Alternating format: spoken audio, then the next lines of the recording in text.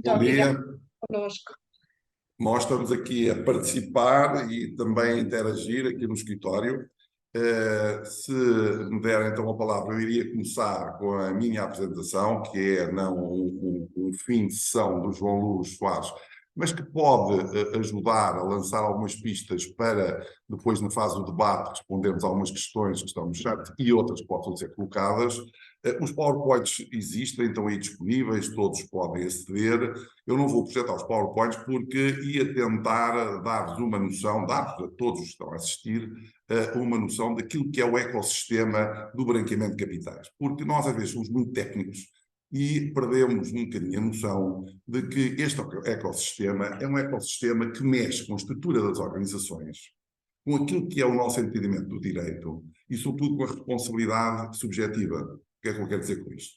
É que quando falamos em branqueamento de capitais, no plano sancionatório, no plano penal, já não utilizamos os mesmos critérios, a mesma dogmática que aprendemos nas faculdades.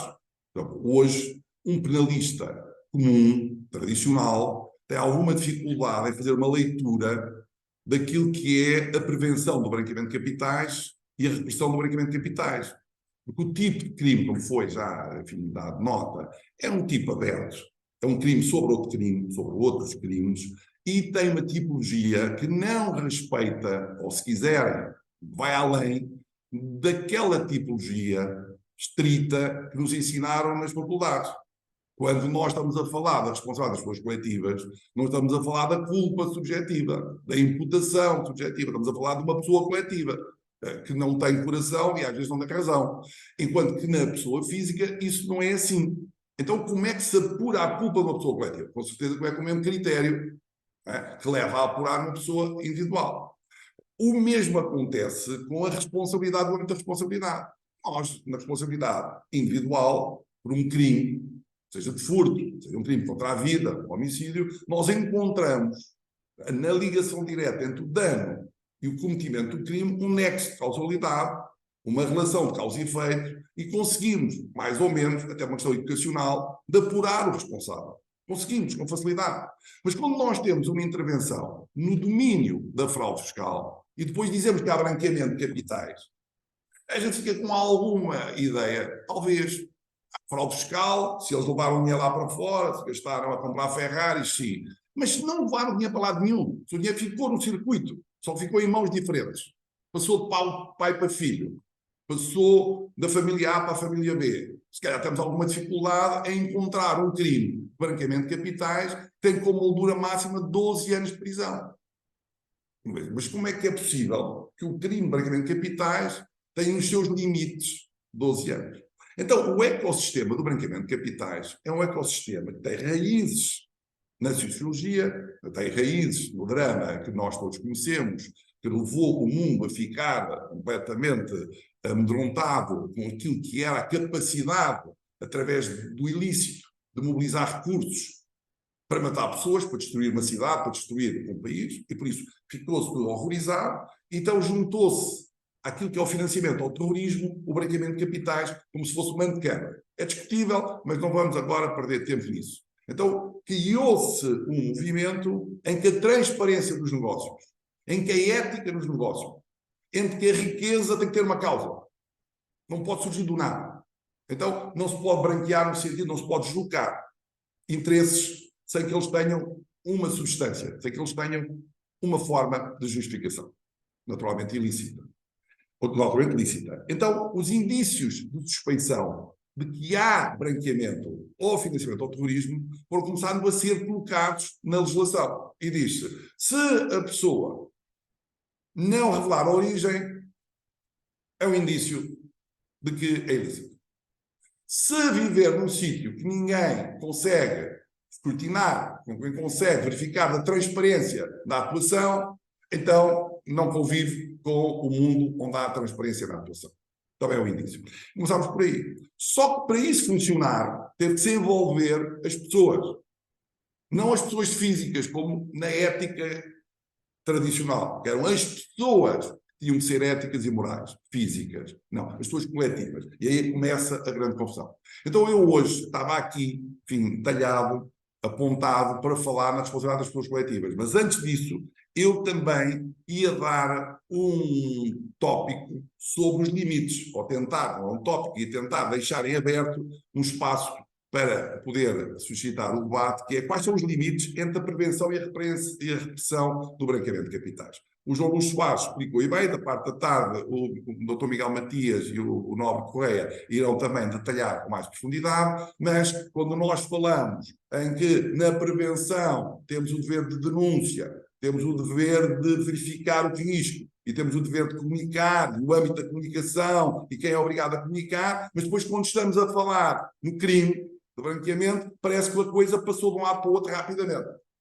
Exemplo, alguém que não comunica, comete o quê? Uma contraordenação? Depende. Se a não comunicação, ela própria, for uma forma de coautoria, com participação, pode arrastar essa pessoa para o crime. Porque depois forem ver o tipo, já viram, obviamente, de crime, de branqueamento, vão ver que aquilo não é tirar milhões de um lado para o outro. Podem ser gestões, podem ser interesses, títulos, que depois vão dar origem a valores monetários. Podem até ser valores que, numa determinada jurisdição, são lícitos, mas que na nossa não são. Por isso, é algo que o cometimento do crime não é uma avaliação de acordo com um quadro legal específico português. Pode obrigar a avaliar, digamos assim, o quadro legal externo. Por exemplo, alguém vende diamantes num país, é lícito, é riquíssimo. Nós aqui proibimos a venda de diamantes de sangue, daqueles que são obtidos de forma ilícita, face ao nosso regime. O dinheiro entra em Portugal, ele não é ali, mas nós temos aqui uma obrigação, digamos assim, de atuar de forma diferente do que atua a pessoa que nesse país tinha esses montantes. Por isso, os limites entre a prevenção e a repressão, ou seja, os limites entre aquilo que é o sancionamento por violação de regras preventivas e o sancionamento por regras, digamos assim, punitivas ao nível do crime, é completamente interno. Os critérios de imputação. Nos critérios de imputação, nós sabemos que os critérios de imputação, na maior parte dos tipos de crime, são critérios muito fáceis de... O que é difícil é apurar o infrator. Depois de detectar o infrator, o critério de imputação é relativamente simples. A faca é grande, é pequena, foi um tiro, não foi, foi na cabeça, foi no coração, a gente mais ou menos chega lá e está imputado a responsabilidade. Aqui não. A imputação é só um critério da liderança. É daquele que, tendo condições para avaliar o risco, não o faz. Quem é que tem condições? Aquele que lidera a organização.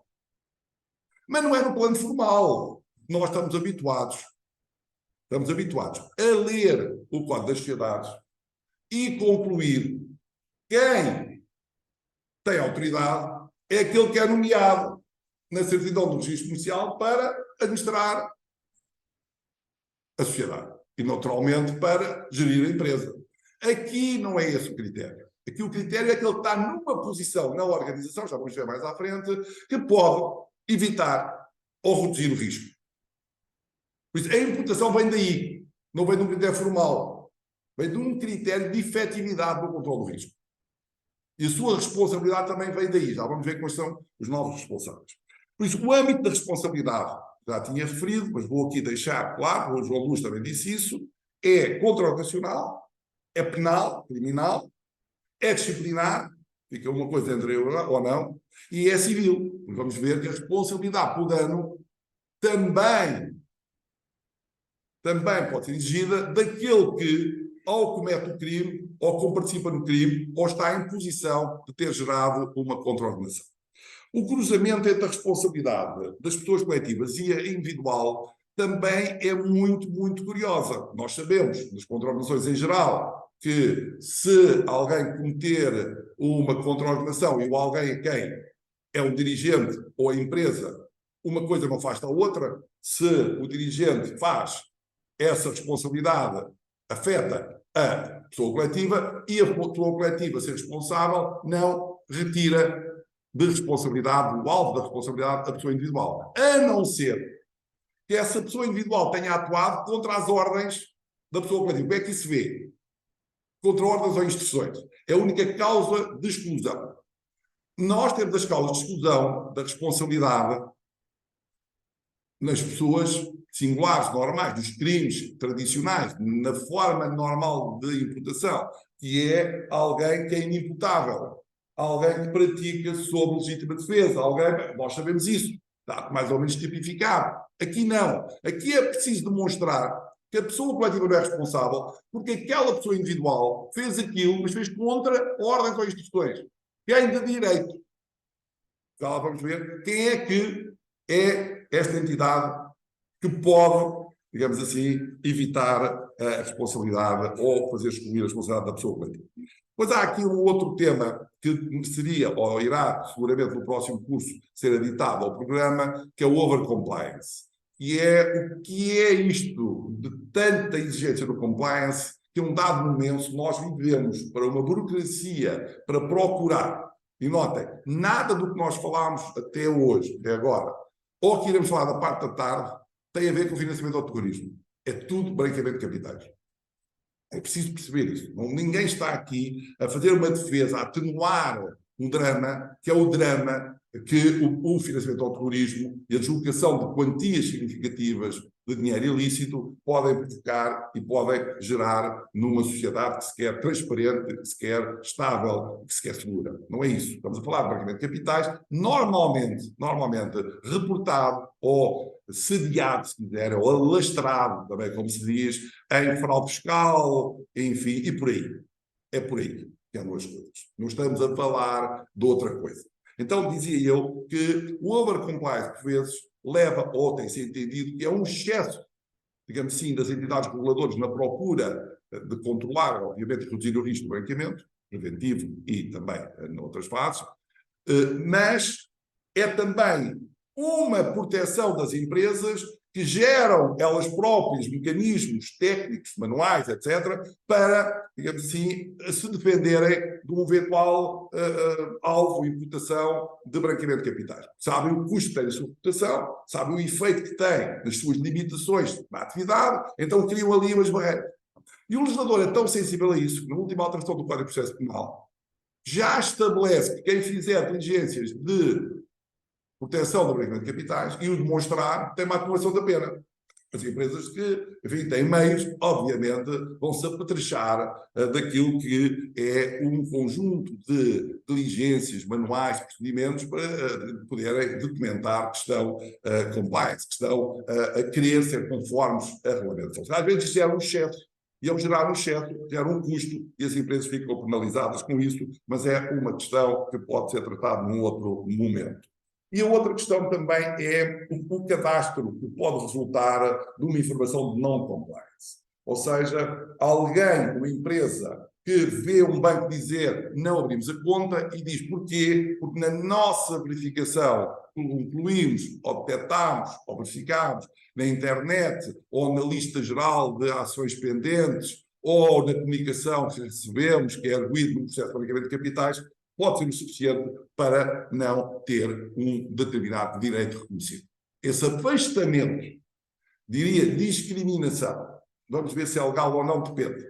Hoje o que provoca é que essa entidade está fora do mercado e tem muitas dificuldades em reagir, porque o ato de não compliance não é um ato jurisdicional, não é um ato suscetível de ser contestado e tem garantias difíceis de executar por parte de quem é alvo. Naturalmente, nós não estamos a falar de alguém que é condenado. Não estamos a falar de alguém que transitou em lugar de uma condenação. Nós estamos a falar de alguém que, sem saber porquê, que até fez um desmentido, ou que esse processo já terminou, ou que tem sido pessoas especialmente expostas, já não é há 5 anos, ainda assim continua a haver arrastado o seu nome e com ele arrastar a empresa de que ele é parte. Isto é um facto, esta é uma realidade que nós não podemos desconhecer. Bom, e agora vou passar para o artigo 11. Vocês têm os slides, e os slides dão nota de que teve já 9 alterações, mas esta coisa das pessoas coletivas, da responsabilidade das pessoas coletivas, coisa, aliás, este fenómeno, que hoje é um bocadinho mais visível, sobretudo por causa do branqueamento de capitais, começou em 95. Até 95, as pessoas coletivas não eram responsáveis penalmente, com exceção de alguma legislação avulsa que estabelecia a responsabilidade das pessoas coletivas é algum tipo de atividades, mas, em geral, no Código Penal, em geral, não, no Código Penal, o artigo 11 dizia a responsabilidade das pessoas singulares. Foi editado, precisamente pela Lei 48/95 e das pessoas coletivas, e depois foi sendo alterado, quer nos critérios de imputação, quer no alargamento do tipo de crimes que podem estar, enfim, ser alvo das pessoas coletivas. Na redação atual, nós temos vários tipos de crimes, nomeadamente crimes contra a integridade física, crimes contra a liberdade pessoal, crimes contra a liberdade de autodeterminação sexual, enfim, aqui nas suas várias modalidades. Temos a corrupção, temos o recebimento indevido, temos a fraude fiscal que estava em legislação já avulsa, temos crimes ambientais, temos quase tudo. Quase tudo. O que é que isto significa? Significa que um crime, quando nós dizemos foi o senhor A ou o senhor B que cometeu, temos que perguntar, e as empresas do senhor A também cometeram ou não? Tem notado que na comunicação social, de antes, dizia, foi constituído de arguido, o Manel, Joaquim, a Maria, hoje diz, o Manel, Joaquim, e a empresa tal, tal, tal. Da última notícia que eu vi mais significativa, dos 50 arguidos, 35 eram pessoas coletivas. E cada vez vai ser pior. Porquê? Porque o legislador alterou também a Lei 34/87, que é a Lei da Responsabilidade Penal dos Titulares de Cargos Políticos, que até março do ano passado não estabelecia que as pessoas coletivas eram responsáveis. Ou seja, na corrupção, por exemplo, uma empresa que concorria e que um funcionário recebia dinheiro, ele era acusado por crime, corrupção passiva ou recebimento indevido, mas quem era do lado ativo, possivelmente condenado, se isso tivesse acontecido, obviamente, era o senhor A ou o senhor B, que seria o administrador da empresa. Hoje não. Hoje é a empresa e o senhor A e o senhor B da empresa. Por isso, as pessoas coletivas, foi editado o artigo 6A, e as pessoas coletivas passaram a ser responsáveis também neste quadro legal. Isto é uma mudança incrível. Pensem para trás em todos, enfim, os processos públicos que nós temos vivido nas pendências dos ditos nos últimos anos e que estão relacionados com corrupção de titulares de cargos políticos. Acham possível que no polo ativo não tivesse empresas? Claro que não. Porque é que elas não estão nos processos? Porque não eram suscetíveis de incriminação. Mas já são. Então, a tendência futura é o envolvimento cada vez maior das pessoas coletivas. Então, indo e chegando ao artigo 11º do Código Penal, como é que nós apuramos essa responsabilidade? O que o Código Penal diz, eu vou, enfim, fazer aqui pequenos sínteses, porque tem o documento, obviamente não só o código como o slide, diz assim, que as pessoas coletivas equiparadas são responsáveis pelos crimes, depois diz, artigo tal, tal, tal, tal, mais os outros para outros avulsa, eu diria, quase todos, quando cometidos. A. As pessoas coletivas são responsáveis quando cometidos. A. Em seu nome, certo? O administrador comete o nome dele, olha, esta pessoa coletiva é minha, comete um crime. Ok. Ou por sua conta, bom, por sua conta, no interesse dela. Ou no seu interesse, pronto, conta já não é interesse. Mas vamos dizer que é uma forma, digamos assim, explicativa do mesmo conceito. Ou no seu interesse. Só que aqui diz direto ou indireto. Então, é no interesse da empresa, direto ou indireto. Por pessoas que nelas ocupem, quem? Os administradores? Não. Uma posição de liderança. Então, uma pessoa que não é administrador, mas tem uma posição de liderança, quem é que pode ter uma posição de liderança e não ser administrador? Já vamos ver. Esta é a primeira linha, que é a imputação subjetiva pela pessoa. A pessoa que lidera faz uma coisa em nome da pessoa coletiva, sua conta ou no seu interesse direto ou indireto, e ela fica agarrada à prática do crime. Se fosse até aqui, não estava mal, mas não. A linha B diz assim, também cometem crimes as pessoas coletivas quando cometidos por quem haja em seu nome ou por sua conta, o seu interesse direto ou indireto. Agora vejam, sob a autoridade das pessoas referidas na linha anterior. Não é o líder. É alguém que, atuando sob as ordens do líder, puxa a empresa para o cometimento do crime.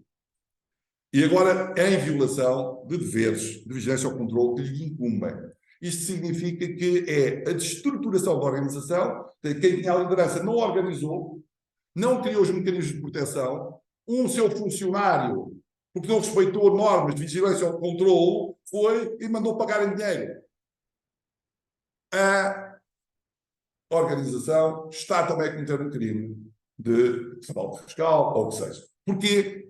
Não porque alguém tenha atuado em seu nome, sua conta ou no seu interesse, mas porque não organizou internamente a empresa, não criou os mecanismos internos da empresa que levou que um funcionário seu tivesse cometido aquela falta. Imaginem um exército. Atuação delituosa. Um general pega na pistola e dá um tiro. Pá! O exército que ele, digamos assim, tem no seu chapéu escrito, comete um crime. Não. Segunda questão, a linha B. O general não dá tiro nenhum, mas não manda limpar as armas dos seus funcionários, distribui armas e munições a toda a gente, e no meio daquele há um funcionário completamente louco, também é militar, e puxa de uma arma e dá um tiro. Também o exército desse general é responsável, porque o seu general não cuidou de criar os mecanismos internos. O que é que nós estamos a falar? Estamos a falar de manuais de procedimentos, canais de denúncia dos deveres, daquilo tudo que o João Luís Soares referiu e muito mais. Esta é a linha B, é a mais perversa. Mas nós depois temos que ir à procura, e aqui é que vem à procura, do que é que o legislador no Código Penal, eu estou a falar do Código Penal, de ler o Código Penal, entendeu que era liderança. O que nós conhecemos, eu não sou penalista, mas eu ingressei agora como penalista há uns anos, porque eu agora já posso ser penalista, porque não preciso de saber facto típico, ilícito culposo, aquelas coisas todas, aqueles manuais, não preciso. Eu, para tratar estes crimes de coletivas, não preciso nada disso. Pelo contrário, quem só souber isso, eu sou um penalista da última geração. É da geração dos conceitos novos. Porque se eu agora estivesse a atuar como penalista tradicional, o que eu estava à procura era do quê? Da culpa, do dolo direto, eventual ou necessário, da negligência consciente ou inconsciente, das causas de exclusão da culpa, da licitude, incluir a culpa no tipo ou não, naquelas formulações todas dogmáticas, era um penalista de primeira, não sabia nada disto. Porque o que eu vou ler, nenhum penalista desses consegue saber nada do que é que está escrito. Vou ler. Entende-se que ocupa de liderança os órgãos e representantes da pessoa coletiva e quem nela tiver autoridade para exercer o controle da sua atividade. Mas espera aí, isto é uma coisa completamente... Nós também conhecíamos as formas com participação, a autoria, com a autoria, a cumplicidade, sabíamos isso, a instigação, e dentro da autoria, a moral e a efetividade, e tínhamos aí uma estrutura, estava tudo mais ou menos reportado. Nós também conhecíamos a liderança societária, por isso é que existe um código das sociedades com 400 artigos. O administrador, isto, aquilo, executivo, não executivo, e depois também tínhamos o órgão principal, que é a Assembleia de Sócios, e tínhamos aquelas coisas. Não é nada disso que está aqui. Está aqui é isto. Aquele que ocupa uma posição, liderança, os órgãos, vamos admitir que é o Conselho de Administração, e a Assembleia, e o Presidente também da Assembleia, e o Conselho Consultivo, não interessa. E representantes. Por exemplo, os representantes já estamos os procuradores da pessoa coletiva. Mas ainda tem mais. E quem nela tiver autoridade para exercer o controle? E quem é que tem autoridade para exercer o controle? Isso aí depois temos que ver. Lá está. É uma questão organizacional, é uma questão do domínio do direito empresarial, é um domínio do direito penal. Fundamental. Fundamental. Se não souber isso, não consegue lá chegar. Mas depois ainda diz outra coisa, na última alteração. E também a evolução deste artigo está nos slides, está bem? Nós, para termos tempo para o debate, é por isso que estou aqui a acelerar um bocadinho. Diz assim, incluindo, isto é o número 4 do artigo 11, incluindo os membros não executivos do órgão de administração. E alguns de vós dizem, isso era um tema que já andava muito aí. Quando havia a redução fiscal, quando se ia lá ver até os administradores, eram pessoas de facto ao direito. E nessa altura eles vinham dizer que eram pessoas no executivo. Ainda bem esclarecer. Ora, aí está, que é para não haver dúvidas nenhumas. Ganhas dinheiro, não podes dizer que não és no executivo. É uma problemática que se estabelecia toda a responsabilidade civil mais, e para o choque e tal, a diferença entre administradores e executivos, e aqui ficou estabelecida. Até existe doutrina que defende, já lá estava, embora não tivesse escrito, eram já executivos e não executivos. Só que depois acrescenta outra coisa. E os membros do órgão de fiscalização. É aqui nós levamos um toque forte nas canelas. Porquê? Porque o órgão de fiscalização, em princípio, não tem autoridade de controlo da atividade, porque eles são precisamente, com a fiscalização, não para ter autoridade de controle da atividade, mas porventura para reportarem e não para controlar no sentido prévio, no sentido antecipatório. Por isso, os membros do órgão de fiscalização também são responsáveis como líderes. Ou seja, se um membro do órgão de fiscalização levar um funcionário ou ele próprio a emitir um pagamento em dinheiro cedo aos valores que a lei estabelece, comete um crime. Mas não é ele. Comete ele e a sociedade de que ele é membro do órgão de fiscalização. Bom, então, agora vamos ter que acelerar mais um bocadinho para chegar aqui a um ponto onde nós temos vários conceitos. Bom, isso também está nos slides, onde diz 5 conceitos e critérios a considerar. Mas antes de chegar aí, temos que analisar um bocadinho mais o que temos que analisar um bocadinho mais, para chegar também aqui à função no grupo contra ordenações, um bocadinho mais, e depois como é que funciona a exclusão da responsabilidade. Voltamos àquilo que há pouco eu já tinha referido. Para que a empresa, pessoa coletiva, não seja responsável, é preciso demonstrar que a pessoa que atuou contra ordens ou instruções expressas de quem de direito. Fica aqui a dúvida. Quem é que tem o direito, no sentido que se disser uma coisa, não é? E o outro fizer ao contrário, a sua responsabilidade não existe. Sua coletiva. É uma questão doutrinária, é uma questão de prova, mas adiantava que estes conceitos também não estão na dogmática penal, não estão naquilo que é, digamos assim, uma identificação clara do que é a punição por crime. Estão no ecossistema, são sobretudo a ser densificados pelo ecossistema desta responsabilidade coletiva, visando a preservação da transparência dos negócios, do não branqueamento, não deslocação de riqueza, da não corrupção, estão aí, mas estão a gerar uma fragilidade enorme, que é poder arrastar para um processo empresas que uma pessoa, digamos assim, cometeu essa falta em nome da empresa ou do seu interesse, mas que a empresa não consegue documentar que ela agiu contra órgãos ou instituições. Então como é que pode fazer isso? Lá vem os manuais de procedimentos, lá veio os acordos parasociais, lá veio o mandato do administrador, lá veio todo o que é o procedimento interno para se dizer que na nossa organização está proibido pagar em dinheiro. O cofre tem 5 letras, só 2 pessoas sabem. Não é possível tirar esse dinheiro. Então, é através de elementos de facto que se pode dizer que aquela pessoa atuou efetivamente sem nenhuma cobertura, sem nenhuma ligação contra ordens e instituições. E isso é importante. Mas também é importante, se a empresa cometeu uma falta e a empresa cometeu a falta, e já não estamos a falar do administrador A, B ou C, ela é responsável pelos danos que tenha cometido. Mas se ela não conseguir pagar a indenização, os administradores estão subsidiariamente responsáveis pelo pagamento desses danos. Nós já tínhamos ouvido falar na responsabilidade dos administradores de um seguro, pelo cargo de administração, enfim, tudo isso. Estamos a falar noutra coisa de uma dimensão totalmente distinta. Totalmente distinta. É, a empresa não paga e o legislador diz, no número 7, diz, os líderes, aqueles que têm a posição de liderança, são chamados a pagar de forma, digamos assim, subsidiária. Eu, numa última participação que fiz isto, há uns 2 anos, em Faro, também por um conjunto de colegas. Eu dei o exemplo das sociedades de advogados. E que depois, se a sociedade não pagar, tipo meter uma fraude, uma coisa qualquer, pagamento de capitais, os soldos todos. E alguém disse, e é por isso que muitos de nós não temos sociedades. E eu disse, podes ler, podes ler o artigo diz, incluindo as exceções de facto.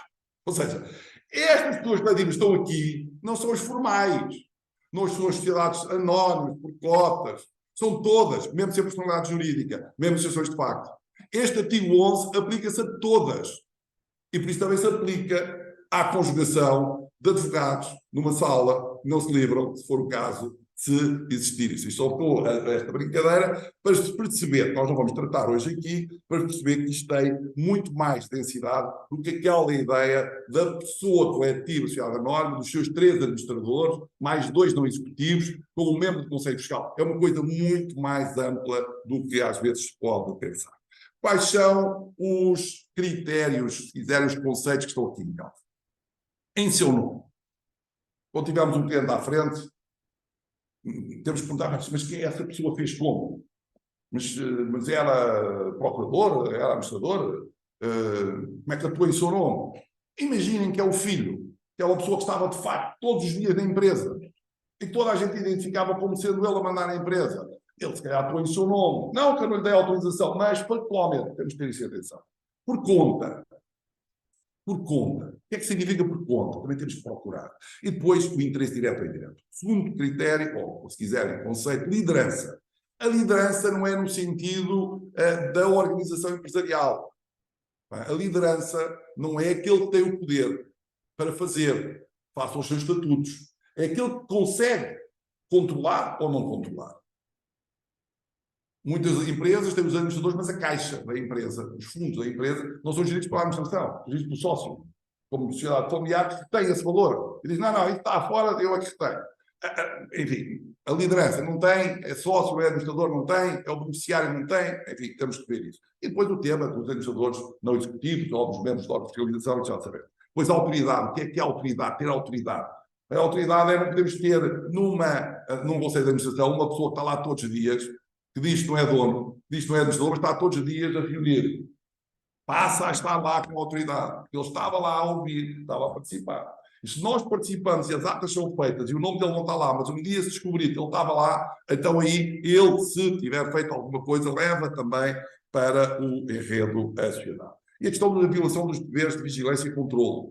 Enfim, o que é, vamos ver. Depois, o que são os órgãos e representantes. Nós temos no Código das Insolvências a noção de pessoa coletiva, de empresa, e quem são os procuradores, como é que podem estar. Estava mais ou menos estilizado, como também temos no Código das Sociedades, como temos nas questões fiscais, administradores de pacto de direito. Nós tínhamos aquilo mais ou menos tratado, a doutrina tinha dado uma proteção grande àquilo, enfim, era o que era. Hoje não há grande jurisprudência sobre isso, mas é preciso estar atento. Depois, atuar contra ordens ou instruções. As ordens, percebe, não paguem dinheiro. Instruções. Qualquer dia faz-se aquilo que os advogados, há muito tempo, quando eu comecei o estágio, entrei numa pessoa que era meu patrão, uma pessoa que eu tinha, enfim, grande estima, um advogado conhecidíssimo, e tinha escrito na parede: aqui impõe-se pedir recibo e entregar recibo de honorários. Eu cheguei lá dentro e disse: quem põe aquilo para ali? É para as pessoas saberem que têm que pedir. Não quer dizer que levem os recibos, mas pedir têm que pedir.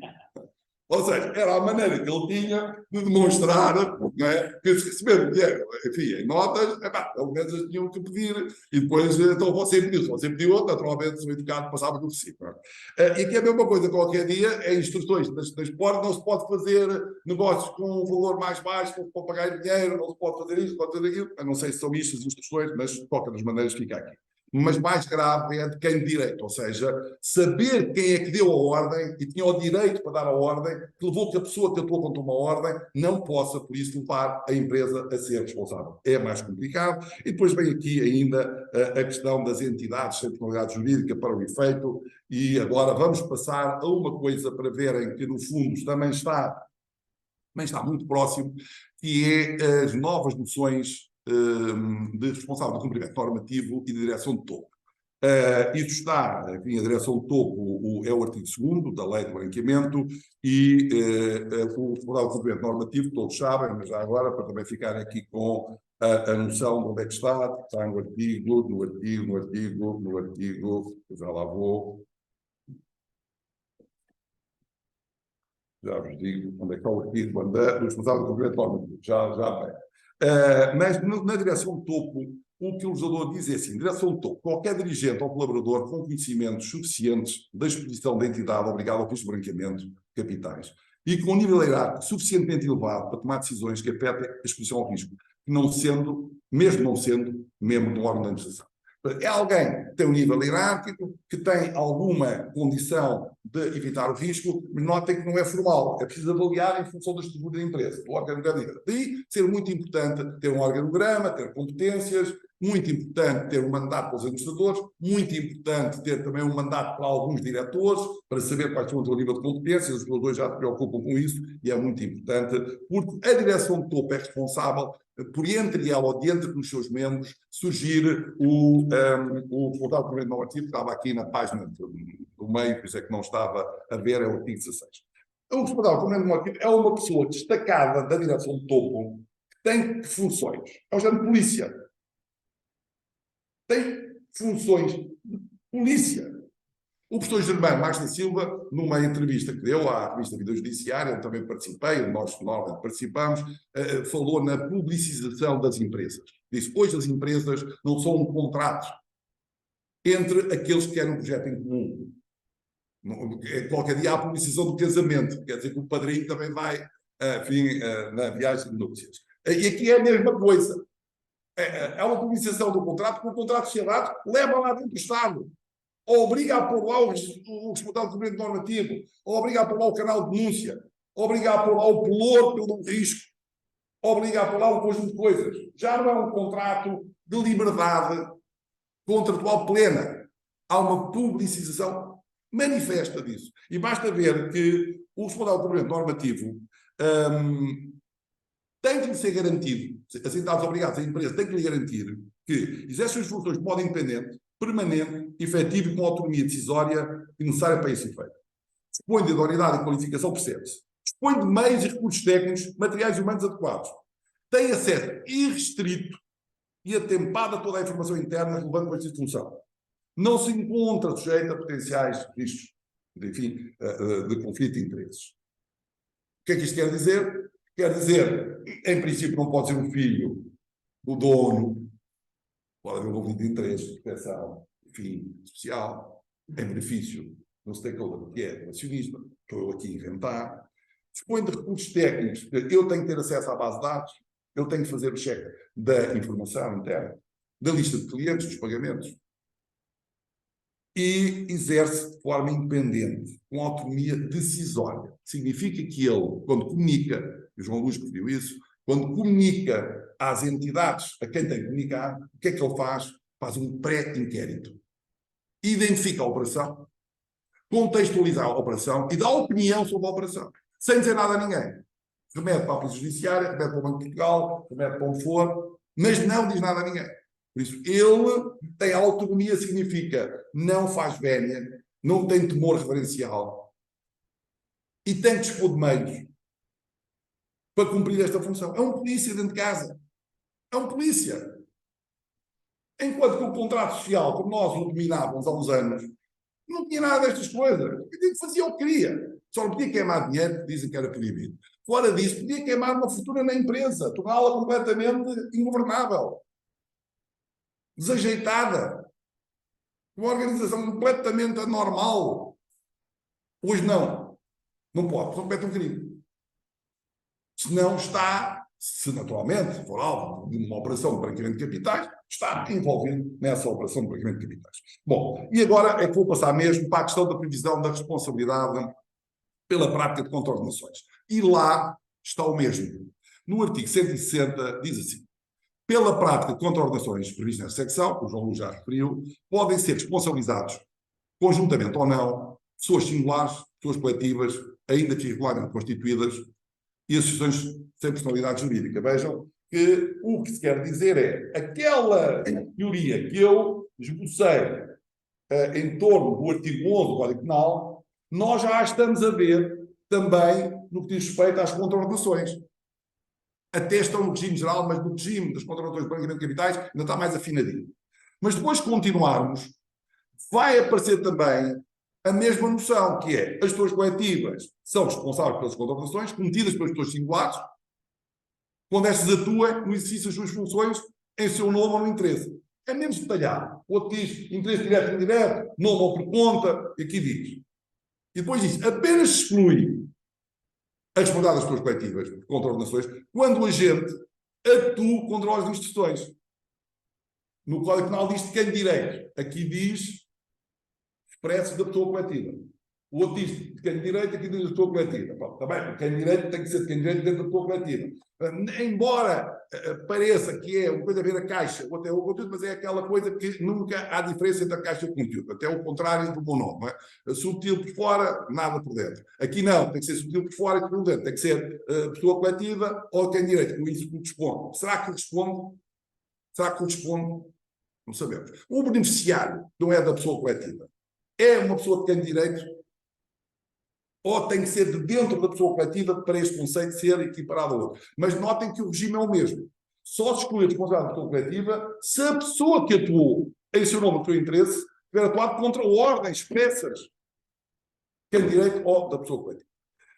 Depois, quando a gente fala na responsabilidade das pessoas singulares, também é importante, nós temos aqui no artigo 163 que a responsabilidade das pessoas coletivas e entidades equiparadas não exclui a responsabilidade individual das pessoas singulares que sejam titulares da função de quê?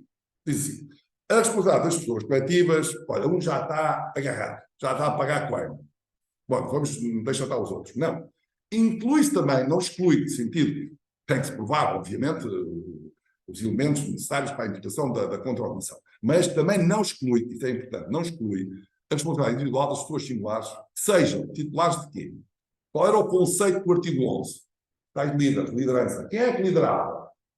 Os órgãos, os representantes, o Conselho de Administração, os órgãos titulares inscritos ou não, o Conselho Fiscal, quem tiver autoridade. Aqui vou mais. Esta é uma escrita mais antiga.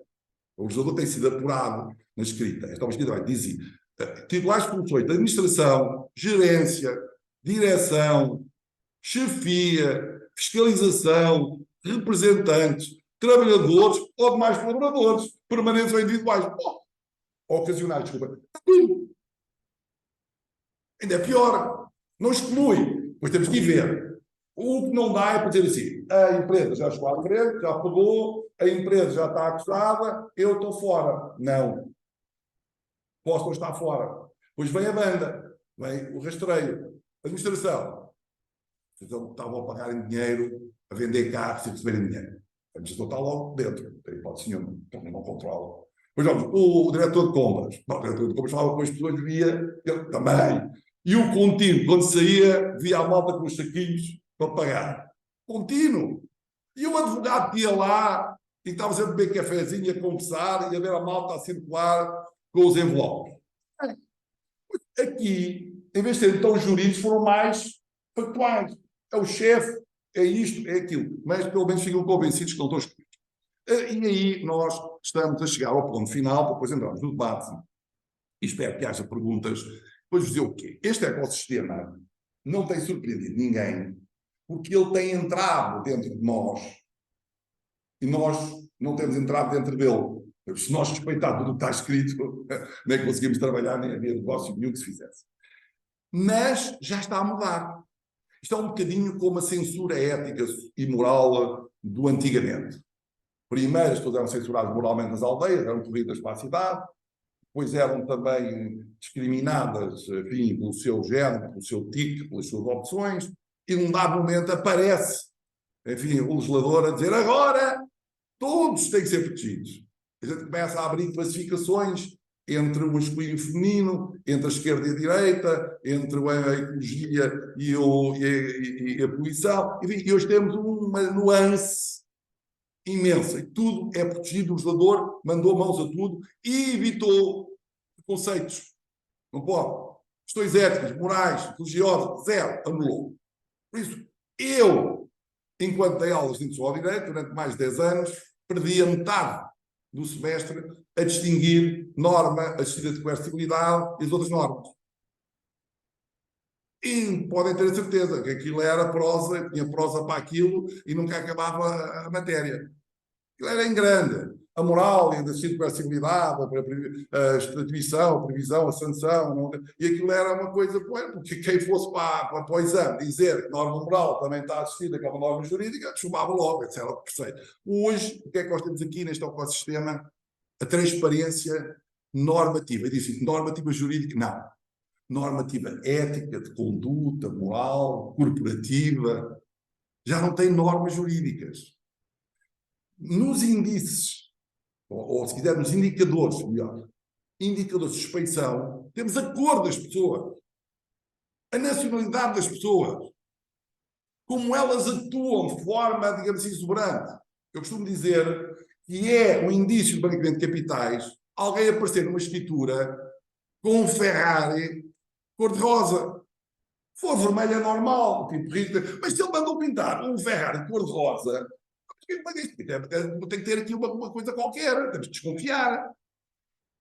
É isto. Agora está menos. Mas mesmo assim, o anexo 3, que é o anexo 3, onde contempla e hoje está reduzidíssimo, mas contempla ainda um conjunto que eles chamam de índices de suspeição, tem coisas como esta. Transações do comprador demonstram grande interesse em áreas específicas, sem questionar o preço. Transações envolvendo instrumentos de pagamento difíceis, percebe-se. Transações onde o comprador, ou transações envolvendo partes não interessadas na obtenção do melhor preço, mas antigamente dizia a origem das pessoas. Dizia a residência fiscal das pessoas. E ainda hoje, em transações financeiras, se uma pessoa tiver uma residência num país que não é um país considerado transparente, ela sofre discriminação por isso. E por isso é uma forma, naturalmente nós temos uma ética de negócios, não é? Mas também é uma forma de nós trazermos para a norma, para trazermos para a conformidade, trazermos aquilo que não é só o jurídico. É evidente que temos que estar atentos e por isso hoje um advogado não é um técnico do artigo 25, é um técnico do negócio. É um técnico do setor da atividade, é um técnico que tem uma capacidade de avaliação, não de risco, no sentido, não é ele por o dinheiro, mas de avaliação do que está a fazer, para saber se ela corresponde, o que está a fazer corresponde a uma métrica, corresponde a um conteúdo normal do mercado e, por isso mesmo, não tem indicadores de suspeição, indicadores de risco para a prevenção do branqueamento de capitais.